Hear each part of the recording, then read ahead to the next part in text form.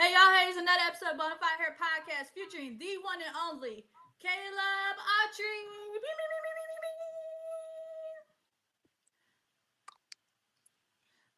How you doing today, sir? I'm doing good. I'm doing good. How you doing? We're blessed to be alive. I first of all, you the only person that like clapped while that's the first time I was like, I'm here for the energy. Like you was clapping, I was like, I'm here for it. So no, but I always want to give my all the guests their flowers and the proper intro and stuff. So, but let's get to it. So, Caleb, can you tell us your sports story to how you got to where you are? Yeah, I can start from the beginning. Obviously, so my parents actually, my dad played football. My mom didn't. She did played like the piano and acting and drama and that type of stuff. So as a kid, actually, I was doing music, drama, acting, and then my dad got me into basketball pretty early too, around 4 to 5. So I was kind of juggling that. One of my first memories was on the basketball court. It was a rec league game. My dad was there. I think he was coaching that. Um, I just remember kind of the joy that I initially felt playing basketball. Just how during school, during music, during the other type of artsy stuff, there was just a frustration, and that feeling was not present on the basketball court. So that's kind of how I first fell in love with basketball. As I progressed through basketball, as you keep playing basketball, you get to see the parts of basketball that aren't so fun. So just around 11, 12, started playing AAU pretty seriously. I mean, I was pretty good, but I wasn't perfect. Like the pressure started to kind of ramp up for me mentally. So around 11, 12, that's when basketball became more of a mental game from my perspective. Just because as far as playing basketball, I could play basketball all day. I know how to play basketball. I know how to do everything. But at that age, kind of the mental part of it was just a bit too much for me to handle at that time. So just mental performance was my main struggle growing up as a kid trying to play basketball. I would say that was my main struggle until about honestly this past year playing basketball. Like that was my issue. That was what was holding me back from kind of showcasing all I can do was just the mental side of it. Um, because from 13, I would say 8th grade, 13 years old, um, I was in the gym almost every morning with Coach Neezer, who's actually my high school coach this past year. I remember we used to get up in the gym, we used to put up shots, we used to do all types of stuff, ball handling, conditioning, all this stuff, which would translate to the game, but just not as much as I would like. Like it was never enough for me, almost from the mental side of it, almost as if other people can see the good that I was doing, but I can never see the good that I was doing. So just releasing that pressure from myself was something that I found very difficult. So throughout middle school, I went to Calvary Day, which is the school that I just graduated from. I played there sixth, seventh, and 8th grade. I mean, it was pretty fun, uh, successful. I do remember 7th grade, 8th grade. So 7th grade year, that was COVID. So, but we still did have a basketball season that year. And I remember 7th and 8th grade, we were the conference champions. So we won everything. And even the middle school team before me, they won everything. So it's kind of the culture there in middle school to win everything. After I finished the 8th grade year at Calvary, I transferred. I left. Um, I went to Reagan High School for 1 year, freshman year, which was a difficult time for me. Just because going into that year, obviously, it's an adjustment with high school. There's more stuff to do. Obviously, transferring from a private school to a public school, there's a whole plethora of stuff that you have to adjust to. Because I'd never been in that type of space, but like before. So going into my freshman year, I was projected to be on varsity. To I don't know if I was gonna play or not, but there's opportunity for me to be on the team and get my feet wet. And then I think it was the week or the weekend before tryouts, we were playing in one of these blue chip tune-up events. Hurt my ankle really bad. I was out for around, I would say 2 to 3 months. I was actually out, and then there's an extra month just with the doctor's like hesitation to let me back. On top of that, I had to get back into shape. I probably gained like 20 pounds within 2 or 3 months of just sitting there. So I'd say that was a difficult time for me, just because it was frustration of me feeling like all that work. Because as a kid, me feeling like one, all the work that I put in prior in the summer and fall, that it almost been wasted. At the same time, I feel like I was disappointing others just because the head coach, Coach Meese at the time, we used to get up. My dad would drive me. We would go to the gym, work out with him in the gym. Really trying to improve my jump shot. Um, was the main thing that we work on. But it felt like in that moment, it was just almost like I was letting others down, and this was like a disappointment. Because while I was injured, it was almost like people weren't fully convinced that I was injured and that I wasn't healthy, and that people were saying, "Oh, he doesn't want to play." But I mean, anyone that knows me, anyone that knows who I am would be like, "There's no way that if Caleb can play basketball, that he wouldn't play back. Like he's always gonna want to play basketball." Mm-hmm. So going to so once I got back healthy, I played on JV. Nothing special, pretty much, until this spring. So that spring, freshman year spring, um, I was 15. I was 15, and I was playing on 17U, Court Vision Elite. I was also playing for another team, the Charlotte Aces. I think I was playing 16U. So I was playing 17, I was playing 16U on both teams. Really just trying, not really playing for exposure or anything, but honestly just to get back in rhythm, get back in shape, get back used to playing basketball, get my confidence up. That's really all I was playing for at that time.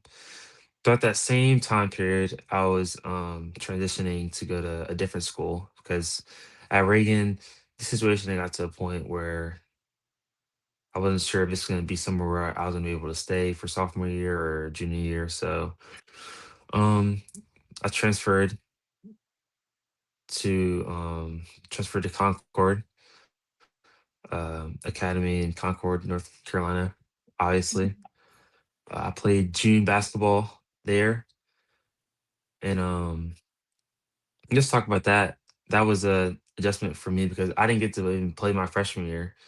So this was kind of my initial high school experience. And on that team, I mean, that was probably the best overall team I've played on, like talent wise, in all of high school and so far in my life. So that was an adjustment. I mean, super talented team. Everyone could play. Obviously, it was like 50 minutes from home, so it was a that sacrifice. Um, and as a sophomore, pretty much, I mean, there's not gonna be that much opportunity for me on that type of team, just because I didn't have I didn't have the experience and just how I kind of fit into that team. It just really was not gonna work out that year. So now, freshman year, couldn't play. Sophomore year, not good enough, not experienced to play. So now looking at the junior year, I have 2 years of high school left. I have no experience, no experience. So from that point on, my next move was, I remember it vividly. The time skip to August, like August right before my junior year. I think it was Coach Evan got the job in May, but I debated it, and then I remember he called back going into my junior year, was like, are you coming here? Are you interested? And I was interested, so I took that opportunity. Um, I had a relationship with him. I had a connection with him. I played AAU with him. He trained me, so I made that decision to go back to Calvary Day and just be on a team where I was gonna have like a clear role, where I was gonna be needed, where I was gonna be appreciated by the staff and my teammates, and just a place where, yes, I'd be thrown into the fire. Like, obviously the PTAC conference, I think this year is the ninth best conference in the United States. So one of the as competitive as you can get. Um, but at that time, I was more ready for it. I had physically developed a lot. My game is getting better every day. So I made that move over to Calvary. I remember my first open gym with the guys. I just remember coming back to the school just in general, um, seeing old faces, seeing new faces, being back at home. So everything, I mean, everything was great from once I got there. And obviously, I started playing basketball. Um, and for that junior year, the start of junior year was difficult just because it was pretty much the same team they had for the past 2 or 3 years, and then I was kind of inserting my team. I was inserting myself now into this new team that's sort of already assembled. So I'd say that that's always difficult. Mentally, I would say junior year was not a struggle, but it was. I would say it was up and down. I would say there was games where I didn't show up like I should have. There's games where I did.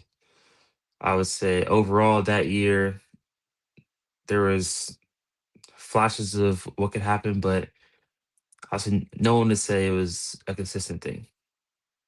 So after junior year, I was really motivated to really pursue, not only really work on my game hard, which I'll talk about in like a second, but also pursue some sort of mental health performance coaching, just because I felt like the consistency was there with how I was preparing for the game, with my work ethic. Um, People can like attest for that, but I felt like on the mental side, there was days that I just wasn't there, which is not going to fly in basketball. Like in basketball, you get to show up every day. So I do remember pretty vividly, like my mom. She found someone, who I see now is Todd. Well, which is actually he's actually a therapist. I think I was not only was I one of the first minors he taken in because I was below the age of 18. I was also one of the first athletes that he'd worked with. So when I started seeing him, it was a more he took a more holistic approach. Like, maybe like what's happening, like he kind of got the story of my life and then kind of tied basketball into that, versus a lot of, if you go see the regular sports performance guy, it's going to be, all right, talk about basketball, talk about basketball, and then kind of seeing, okay, how can we make you more of a dog or make you this, or, Hmm. but not everything is really about basketball. There's stuff that's outside of basketball that could affect your basketball. So I remember I started seeing him pretty much right after the season. Right after the season ended, I started seeing him. We kind of started talking, and over time, I think it was March, April, May. I think by about May, the game become it became more automatic. Like, it wasn't, there's not really any more thought process from that point on. But now I was playing basketball. So in AAU with the Charlotte Aces, that's kind of when I was putting together like consistent weekends. and consistent performances. Was kind of in that springtime. Got a little bit of recruitment, but not anything crazy at that point in time. But I was performing. So I was talking about kind of the basketball side, kind of what I was doing right after junior year ended to the senior year. Because in the spring, it was in the spring after junior year, that was kind of one of the most, I call it like a training period. That's kind of one of the most serious, or the hard, that was probably the hardest I've ever gone until this past summer. That's probably the hardest I've ever gone to improve in like basketball. Like just just like the level of like over the topness that I was putting it to, like the speed I was going at, like the stuff I was practicing was, I was really, really preparing to make myself a marketable player because at that time, junior year, with not a lot of like with not a lot of eyes, not a lot of like recruitment, it was like I was really playing for my future. So I was working at a rate like, I don't know what, like a rate of almost like you're being chased or almost like you're being like hunted. Like that's kind of how like hard I was working, was like I was literally working out of fear. I was working out of fear that I may not, if I don't improve, if I don't do this, I may not be playing basketball in 2 years. So I would say that was like, there was just a motivation. Obviously, just with how much my parents put into this, and just trying to like thank them for their, and just their like investment and just belief in me.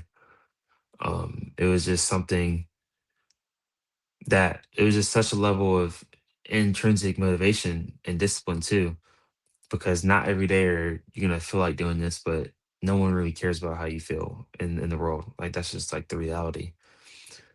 So as far as anyone else is looking at how to like how they can change their basketball lives, like it's all gonna come back to your work habits. How hard are you working? How intentional are you working? What are you working on? Because like one of the main things that I was asking coaches and people is like, what do I need to be working on? Like you have to know what you need to be working on. Like you can do anything, but if it's not what you need to be working on, then it's not going to help you that much.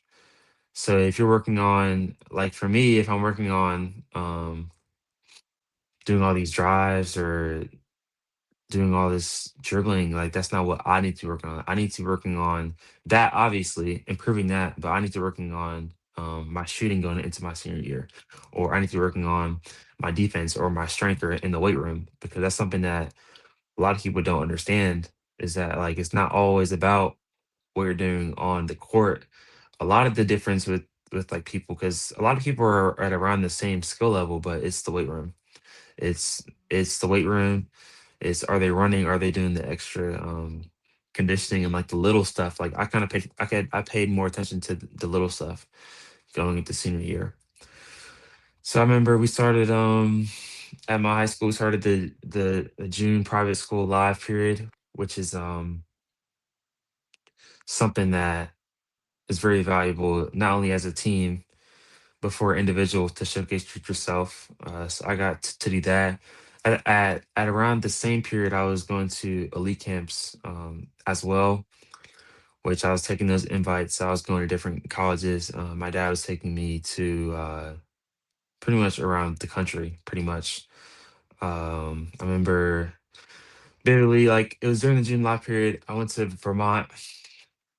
I went to camp. I got to play with their team. We did like a scrimmage. I just played with them. It was an open run, good experience. I remember the first play. First play, I got the ball. I thought I was free, but shot just layup got off the backboard first play, and that was something. It was like, oh, either you're not doing enough mentally, you're not focused, or because like it was like the speed of the game at that level is totally different. Like it's not anything that you can prepare for it, but it's not what you think it is. Like it's way more than what you think it is. So Yeah. that experience was also like, oh, so I did all this to be ready for come back for high school. Like the stuff you need to be doing to get ready for college is at a totally different level. So that was something that was in the back of my head. As I continued to play in June live period, I felt like that was a great experience or testing ground for me because not only was I trying stuff I was working on in spring, I was getting more confident. I was putting out more consistent results. The team was winning. Um, we were all locked in. That was just a great part of life. Like that was one of the best months of my life. It was just a great experience. Just being. I mean, there's like nothing better than being with the guys and playing summer basketball. Like even as I'm going to college, like I'm never gonna get that type of experience again. Being in your hometown, playing basketball with like your friends, um, in front of college coaches too. Like just getting the opportunity and just playing with your school. So the June live period, great experience. Just thank you for everyone that helped with that. And then moving to July AAU. I don't remember much happening July AAU. It was just a typical. I thought it would be my last time playing AAU actually, but it was a good experience. I think we went to On the Radar with the Charlotte Aces. We went to ESPN, the Wide World of Sports, which is an interesting experience at the AAU National Championship. Um, yeah, so after AAU, I mean that's pretty much got right to it with my senior year, which is the most important year of high school. This is the first like because like experience wise, this was like my sophomore year, but this is the year that it was really do or die. Because if there's no results now, then it's just like, what are you gonna do? Like, what are you Exactly. gonna do? So, I would say one of the best things that I did during this time, I was doing a lot with Todd. Obviously, like I was seeing him. Who's a mental sports coach. I was seeing him a lot, just talking through like, yes, there is pressure.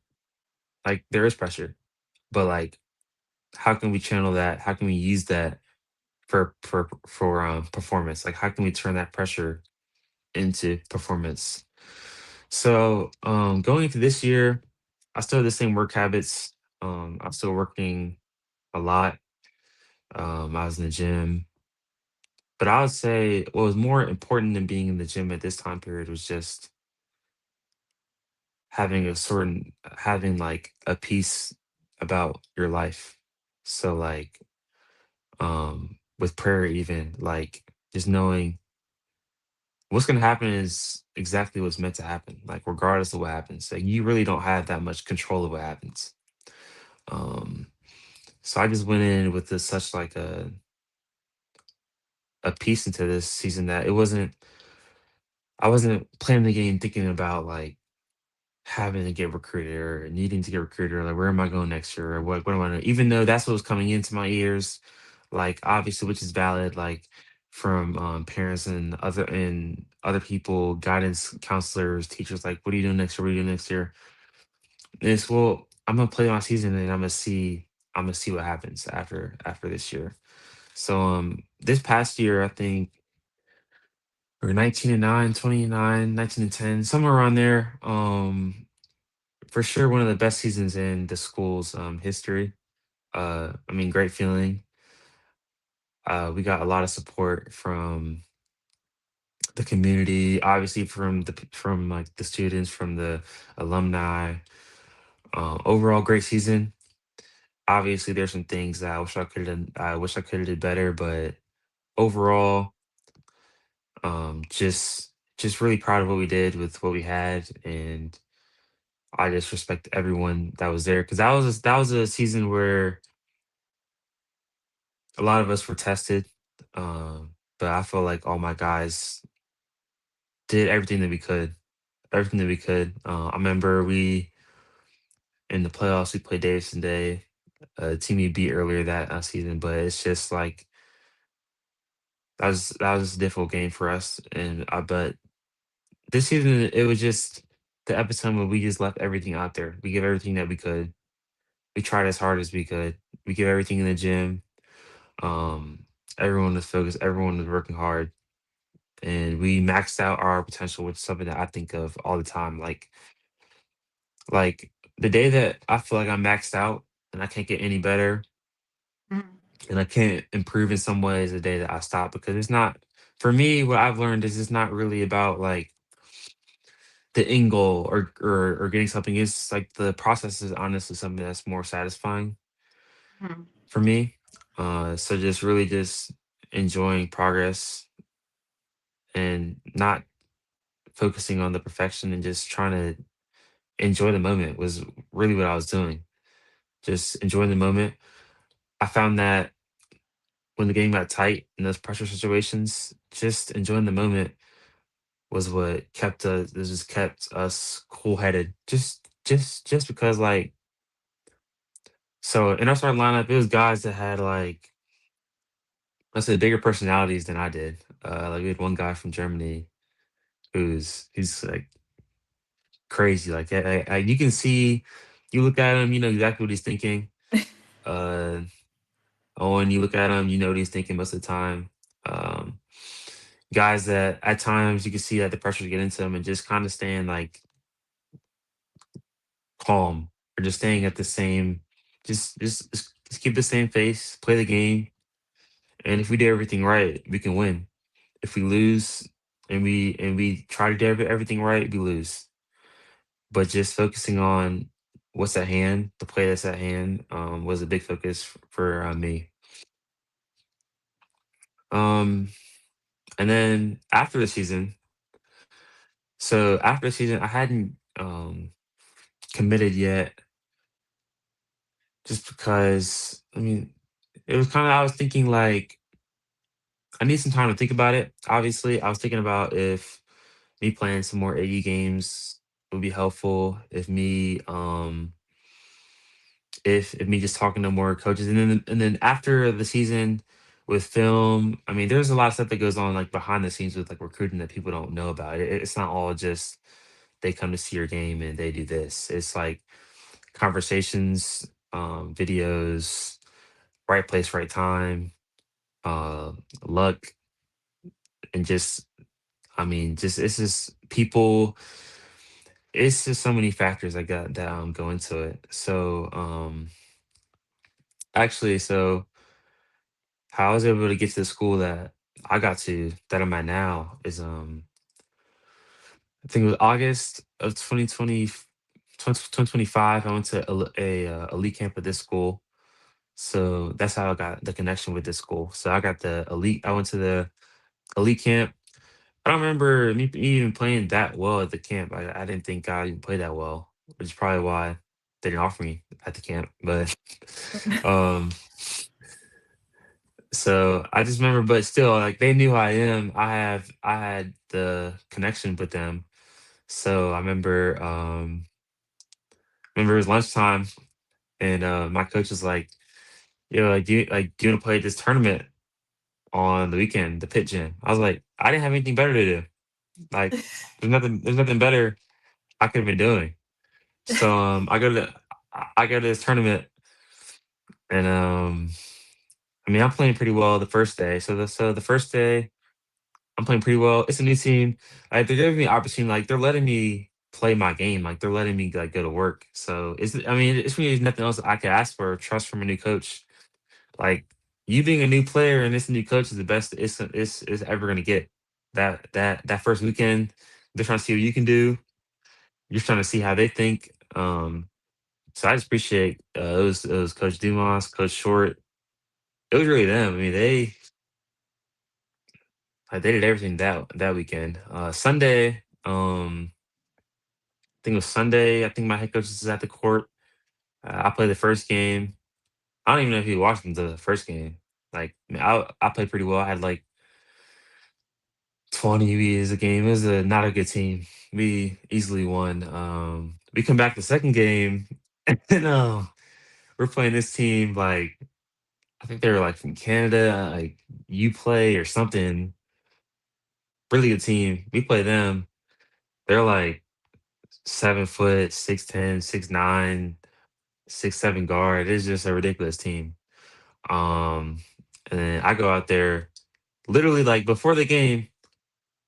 My dad just sitting there. I'm not thinking. There's not a single thought in my head like about anything. I'm just out here playing basketball. I wasn't thinking about like I thought about nothing, like nothing. And that's how I'd recommend people to go into games, just generally. Just like my mind was just so like I wouldn't even say carefree. I would just say just I was just unbothered. Just So like I went tunnel into vi- this game, like just right? tunnel Just vision. right. So I went into this game, this team. I just got there and just from the start, I'm just like, this is easy. This is out of my body. Like it was just easy. Everything was easy because it was just everything that I had worked on. Like I've been playing good that tournament. Like I had like 2020 and then this game, I think I had like 39 or 40, somewhere around there. Um just there was no thought about who's on the baseline watching. There was really no thought about the result. I just knew actually we lost this game. We lost this game by like 2 points. Yeah, we actually lost this game. But just the focus level is something that I always get back to. So I wasn't really thinking about so after this game, mind you, there's like 30, 35 coaches on the baseline. My ex for Twitter, all these notifications. But I'm not really thinking anything of it because that just felt it was just a regular game for me. It was just a regular. It was an AU game. It's a regular game. I'm not thinking anything of it. I mean, my dad's super happy, but it's like I mean, like this is who I am. I was just sitting there trying to like be cool. Like yes, like I just had that. It's not anything crazy for me because like I'm seeing the work that's going in.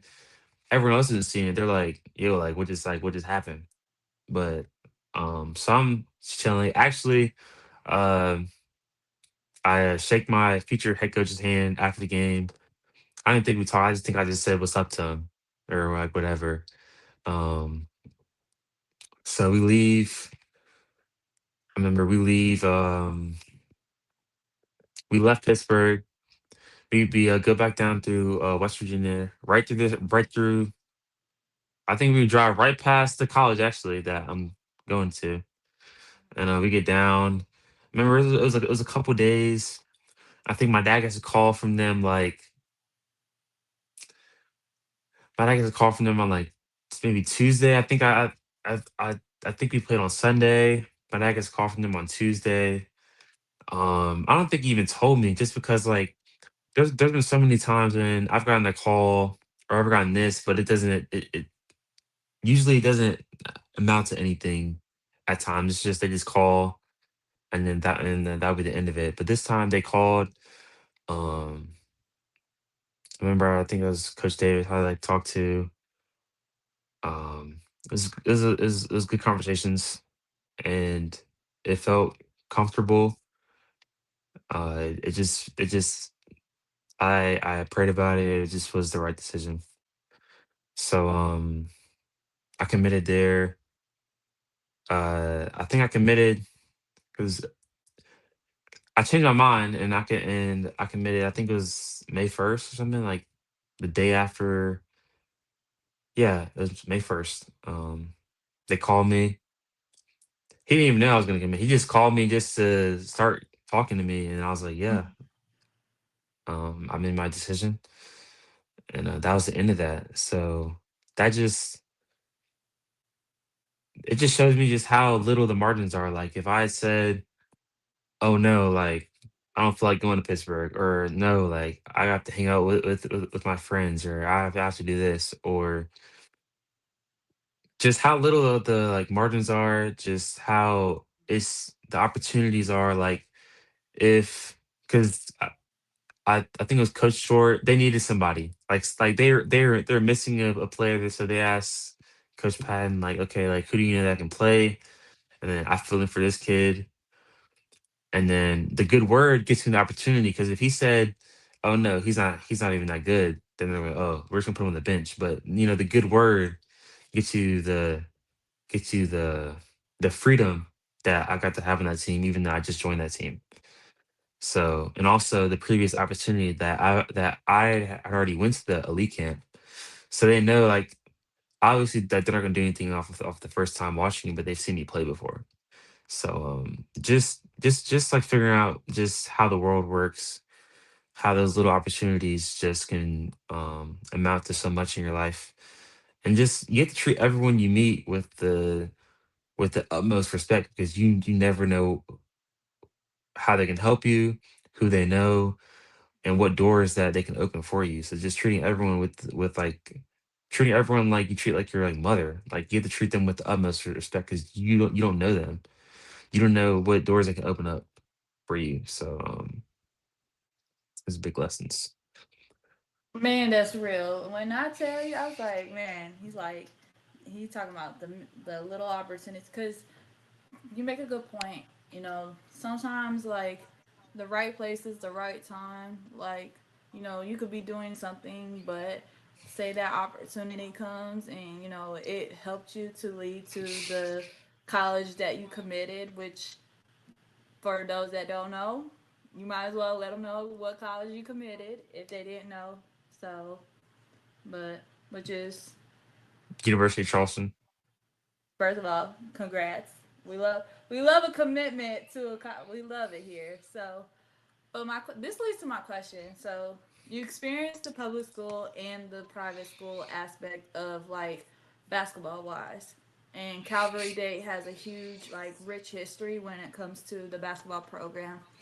For you, what would you say is, because a lot of people like to overlook, say, the private school competitions and stuff. But for you, what would you say is some of the misconceptions of the conference that Calvary Days basketball program is?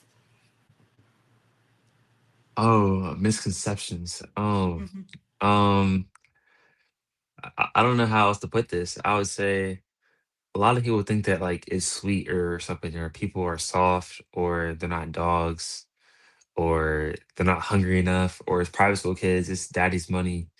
And like that cannot be further from the truth. Like it's not that. Like it's not you can't come in here and like you can't me personally, unless you're at public school like really, really killing, like you can't just walk into private school and just think this is like think it's sweet. Cause like it's not. Like you go play Greensboro Day, one of the best teams in the country.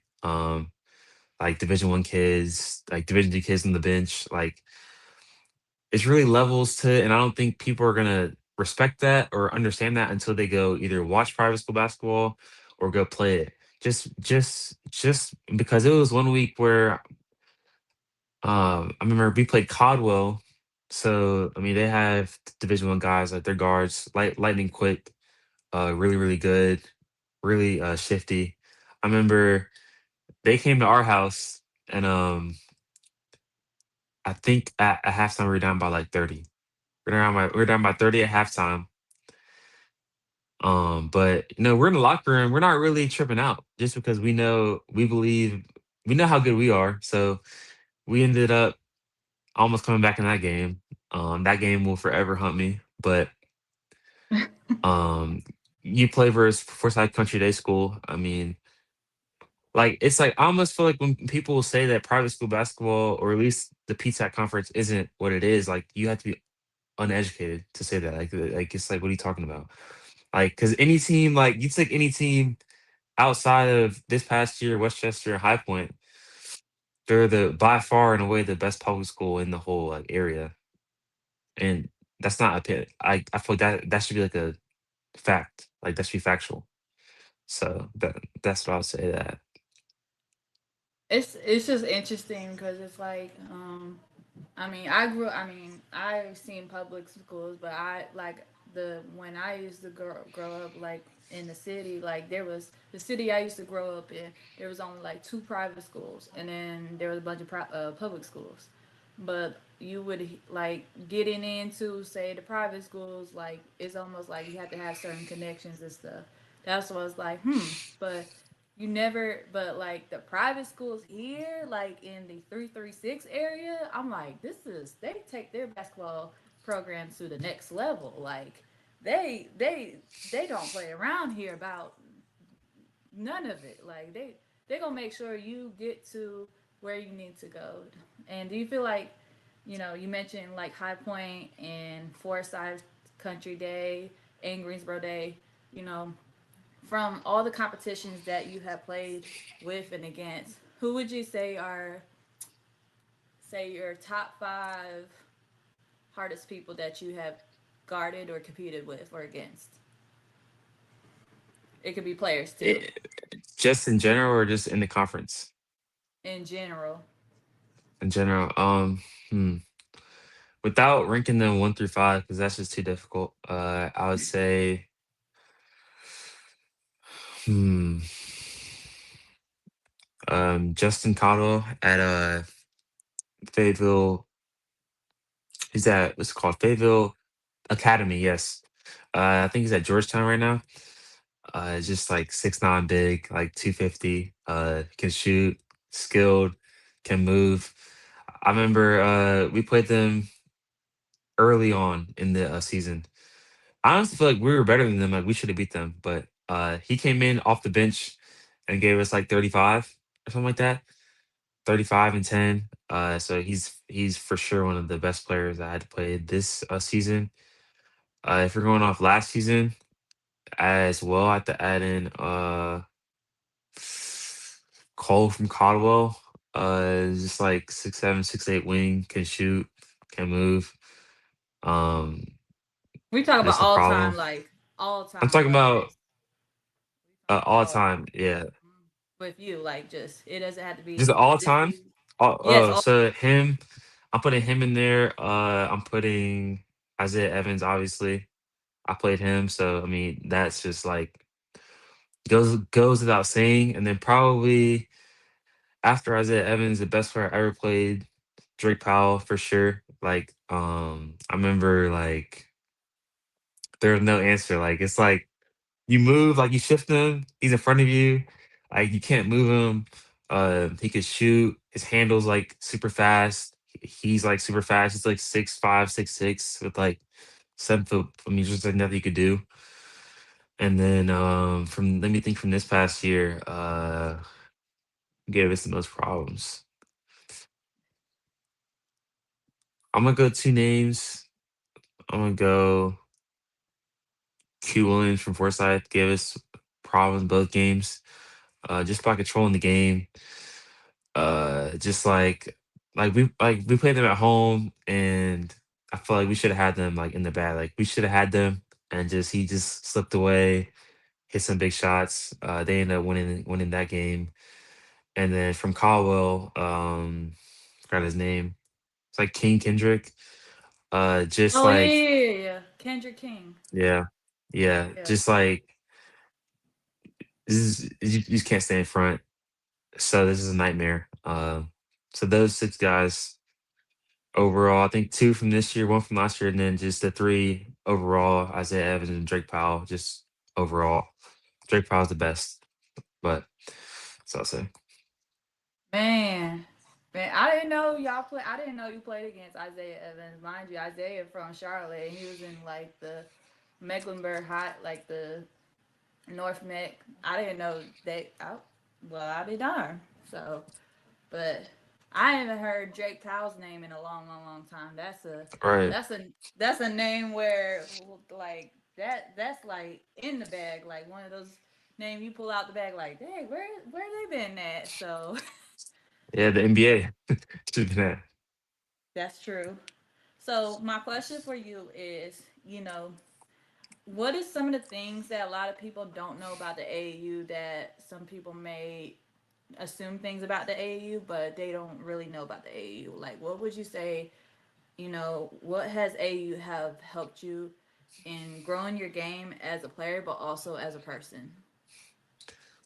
I would say people don't know how varied AU can be. Like, so, for instance, like you can play on like a random team, like an Instagram team, and there's no coaching, there's no like connection or plays or system, or you can play in like super organized AAU. So it's just when people think AAU, like they tend to think of like more of the Instagram teams, like the Rod Wave Elite or whatever event was happening in Rock Hill this like weekend.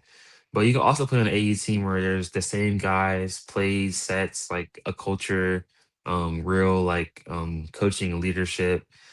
So I think that's something that people don't know about AU, and they just like assume that it's all the same when there are some differences. So That's right. Oh, I know about the you talking about the D Walk Elite one up in Rock Hill. yeah.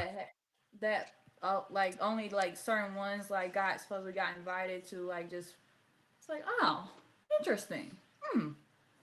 But man, I said like AU is so different. Like to watch some of the AU games that would be like hosted at Rise. I'd be like, dang, whoo, like it gets crazy. Like I didn't realize how lit it gets, and I'm like, this learning something new every day. Just.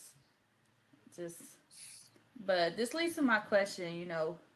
From Winston Salem, you know, Winston Salem has a huge hoop legacy and stuff. Especially you got Chris Paul, Josh Howard, Harry Giles from Winston Salem and the hoop legacy. So for you, what does it mean to be part of the hoop legacy within the Winston Salem? What does it mean? That's a great question.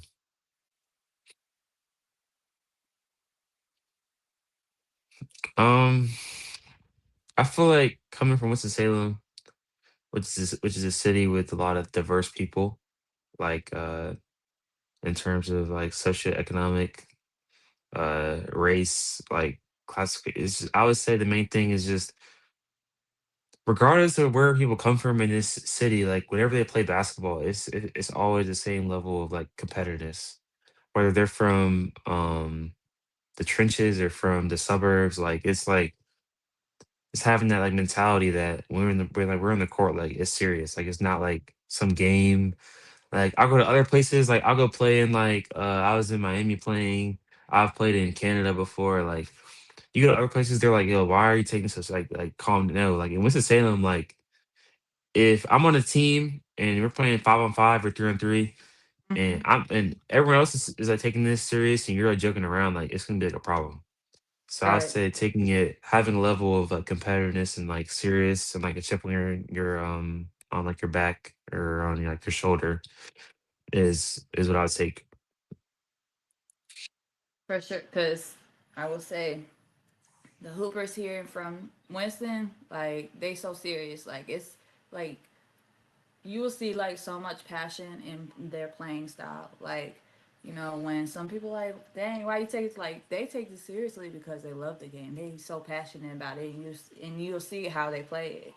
So it's like this different style play that you see. So, but this leads to my question. When it comes to representation, especially having someone that looks up to you and you look up to somebody, how important is representation? Representation of what? So like representation, like having someone that looks up to you as a role model and you look or Okay. somebody looks up to you. Yes. So how important is representation, especially having someone that looks up to you and you look up to somebody? Representation is something that is like essential in order to make it nowadays, just because there's so many people who are veering onto the wrong path in life and like morally and in their decision making. So having like representation and like a community and like a family around you is vital, but also having someone looking up to you is vital too, because it's almost like keeping you like accountable to an extent. So like if you have kids in your community that like look up to you, or like a brother and then people like that, just by them watching you, like there's a certain level and like a standard, like a discipline that you have to keep yourself to. Just because like you don't want to let them down, like you don't want them to not think highly of you. So just that representation is keeping you accountable from people that are older than you and people that are younger than you on like both sides. Absolutely, because it's it's just so interesting because like you know especially when like the importance of representation like say you may look up to someone especially if say they may be going through like the similar say life that you have gone through and it's like dang like I see myself in them because like they doing what they doing and I'm doing what I'm doing and they doing what they love to do and stuff so but this leads to my question. I always say that athletes are humans first. So for you, how important is mental health to you? Mental health is a priority. Like I almost want to put mental health at the most important thing when it comes to playing basketball. Um, just because if your mind is not in it, if you're not right inside, then you can't freely express what God has put into you to express. Like it's almost like doing art. So just like an artist, if their mental health isn't right, they can't have that creativity that was put inside of them. So mental health is what is a necessity in order to release your essence and just be able to play free. So I think mental health is a priority and it should be something that should be more accepted and widespread within the basketball like just like the community, just having to just understand just how paramount it is. Do you hope to see, say, more male athletes, speak up on the importance of mental health? Yeah, like I would like to see that. I don't know if it's gonna happen just realistically, just with the perception of it. Just in the era that we're in, with like everyone trying to like, I guess, stay cool and maintain their aura and stuff like things like that.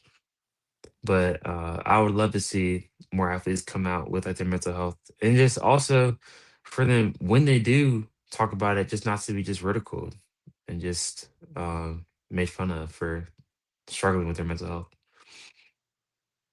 For sure, because to me, I just always wanted like I would love to hear more, say, male athletes and men speak up about the importance of athletes' mental health or just mental health itself without the fear of, say, having that stigma if they speak up, they're seen as weak. Or if, they, just the judgment and the ridicule. Because it's like, I don't know if people read the Bible, but the strongest man alive, Jesus wept. And he even said it that Jesus wept. So it's like, if the strongest man alive can cry and show his emotions, it's like that would help, then that should tell you and allow you like men should be open up and, say express. But like just be able to express it with somebody that they can trust and not, but so this leads to my question is, if there was a word or a phrase to describe your journey so far, what would it be?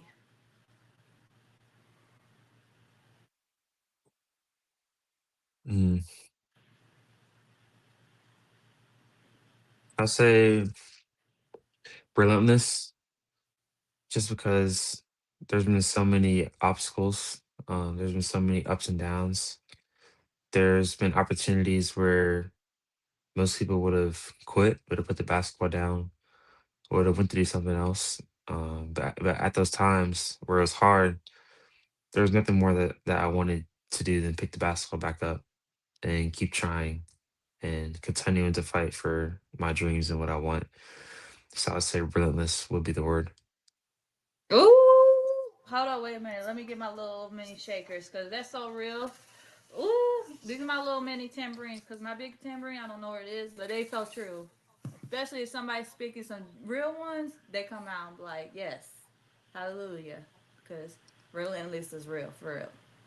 But outside of your sport, what do you want to be remembered for your legacy? Outside of my sport, I'll say number one thing is impact. I would say just someone that when people think of my name, like someone that was leading them towards the right direction, or with like their lives and with like their soul and stuff. Like just like someone that was positive to everybody, that was improving the environment, just constantly, just every day, just being someone that is making the space better for others. Um, just someone that is unselfish and someone that wants to see others win, in a world where most people want to see others fail. So I would say that's what I want to be remembered for. That's real for sure. Hey, I'm gonna tell you this: impact is greater than influence. I will say that.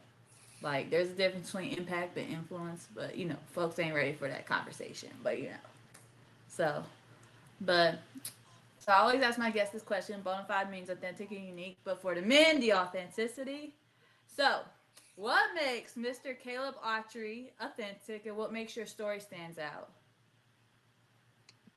The thing that makes me authentic is other people really care about what others think, and I just don't.